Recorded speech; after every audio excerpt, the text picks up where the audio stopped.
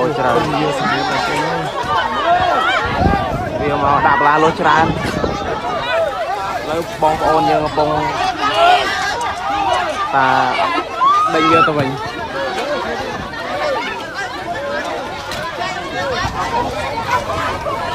នៅខាងបឹងខ្នា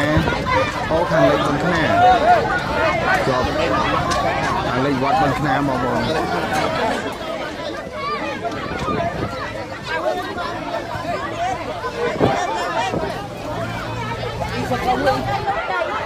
ប្អូននេះគឺភ្លើងកន្លងនៅខាងវត្តបឹងខ្នាគុំបឹងខ្នាស្រុកបកានខេត្តពោធិ៍សាត់លោកជាបរិវត្តគង់រូបប្រេងប្រភពច្រើនបងប្អូនអើយនេះពេញស្រែអស់ឲ្យសត្វប្រេងតែភ្លើងវាធ្លាក់ផ្លូវវាផុងផ្លូវធ្លាក់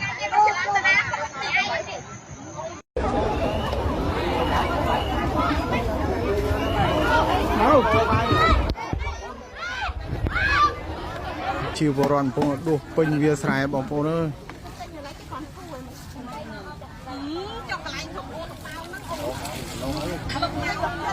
អូខាងលេខបឹងខ្នាជាប់ខាងលេខវត្តបឹងខ្នាបងប្អូន